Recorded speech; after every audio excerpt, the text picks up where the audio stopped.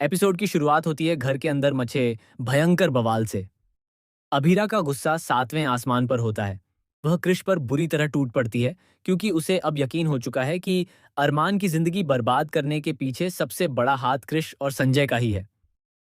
अभीरा सबके सामने कृष का कॉलर पकड़ लेती है और चीखते हुए कहती है कि उसने सिर्फ अरमान की फर्म नहीं छीनी, बल्कि उसकी पहचान, उसका आत्मसम्मान और उसका सपना भी छीन लिया है। घर के सभी लोग यह देखकर दंग रह जाते हैं, क्योंकि उन्होंने पहले कभी अभीरा को इतने खतरनाक गुस्से में नहीं देखा होता। लेकिन तभी संजय बीच में आकर अभीरा को चुप कराने की कोशिश करता है। वह अभीरा पर इल्जाम लगाता है कि अरमान की जिंदगी बर्बाद होने की असली वजह वही है। ये सुनते ही पूरा माहौल और ज्यादा खतरनाक हो जाता है। कावेरी गुस्से में संजय को जोरदार थप्पड़ मार देती है। यह देखकर पूरा परिवार सन्न रह जाता है। कावेरी रोते हुए कहती है कि उसने हमेशा संजय को बेटे की तरह माना, लेकिन उसने बदले में पूरे परिवार की पीठ में छुरा घोंपा है। इधर अरमान पूरी तरह टूट चुका होता है। वह अपने कमरे में अकेला बैठकर उन पलों को याद करता है जब उसने इस परिवार के लिए अपनी खुशियां तक कुर्बान कर दी थीं। लेकिन आज उसी परिवार ने उसे बेघर और बेसहारा बना दिया। तभी मायरा अरमान के पास आती है और रोते हुए कहती है कि उसे अपने पापा पुराने वाले चाहिए। मायरा की यह बात सुनकर अरमान खुद को रोक नहीं पाता और फूट फूट कर रोने लगता है। लेकिन कहानी में सबसे बड़ा ट्विस्ट तब आता है जब मुक्ति को अचानक एक ऐसी सच्चाई पता चलती है जो पूरे पोद्दार हाउस को हिलाकर रख देती है। मुक्ति गलती से संजय का फोन सुन लेती है, जहां वह किसी अनजान शख्स से बात करते हुए कहता है कि अब अरमान पूरी तरह खत्म हो चुका है। अगला कदम उसकी पूरी जिंदगी बर्बाद करना है। यह सुनते ही मुक्ति के पैरों तले जमीन खिसक जाती है। उसे समझ आ जाता है कि यह सब सिर्फ फर्म हथियाने का खेल नहीं, बल्कि एक बहुत बड़ी साजिश है। मुक्ति तुरंत यह बात अभीरा को बताने जाती है, लेकिन तभी कोई पीछे से उसका रास्ता रोक लेता है।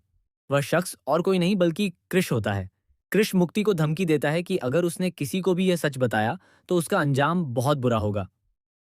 पहली बार कृष का इतना डार्क और खतरनाक चेहरा सामने आता है। दूसरी तरफ अरमान फैसला करता है कि वह अब यह घर छोड़ देगा। वह कहता है कि जहां भरोसा और सम्मान ना बचे वहां रहना बेकार है। ये सुनते ही दादी सा टूट जाती हैं। उन्हें एहसास होने लगता है कि परिवार बिखर चुका है। लेकिन तभी विद्या एक ऐसा खुलासा करती है जिसे सुनकर सबके होश उड़ जाते हैं।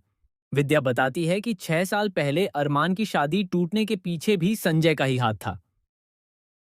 उसने जानबूझकर ऐसी गलतफहमियां पैदा की थीं जिससे अरमान की जिंदगी बर्बाद हो जाए। ये सच सामने आते ही अरमान के पैरों तले जमीन खिसक जाती है। उसे समझ नहीं आता कि जिस इंसान को उसने हमेशा अपना माना, वही उसकी बर्बादी की वजह निकला। लेकिन आने वाला सबसे बड़ा ट्विस्ट अभी बाकी होता है। रात के समय अचानक पोद्दार हाउस में आग लग जाती है। घर के सभी लोग चीखने लगते हैं। हर तरफ धुआं और अफरा तफरी मच जाती है। तभी पता चलता है कि मायरा और मुक्ति घर के अंदर फंस गई हैं। अभीरा बिना अपनी जान की परवाह किए आग के अंदर भाग जाती है। अरमान भी उसे रोक नहीं पाता और खुद भी अंदर चला जाता है। पूरा परिवार डर के मारे कांपने लगता है। सभी को लगने लगता है कि शायद आज बहुत बड़ा हादसा होने वाला है। लेकिन तभी कहानी में एक और धमाकेदार ट्विस्ट आता है। आग कोई हादसा नहीं होती, बल्कि यह एक प्लान्ड अटैक होता है। और सबसे ज्यादा चौंकाने वाली बात यह होती है कि इस आग के पीछे जिस इंसान का हाथ निकलता है, उसका नाम सुनकर पूरा परिवार सदमे में चला जाता है। वह नाम होता है कृष। जी हाँ, कृष ने ही सबूत मिटाने और अरमान को हमेशा के लिए खत्म करने के लिए यह खतरनाक चाल चली होती है। अब आने वाले एपिसोड में देखने को मिलेगा कि क्या अरमान और अभीरा मायरा और मुक्ति को बचा पाएंगे। क्या कृष की सच्चाई पूरे परिवार के सामने आएगी? क्या संजय अपने बेटे को बचाने के लिए फिर कोई नई चाल चलेगा? और सबसे बड़ा सवाल, क्या पोद्दार परिवार इस भयानक टूटन के बाद कभी फिर से एक हो पाएगा? आने वाले एपिसोड्स में लगातार high voltage drama, emotional breakdown, shocking expose और ऐसे ट्विस्ट देखने को मिलेंगे जो दर्शकों को स्क्रीन से हटने नहीं देंगे।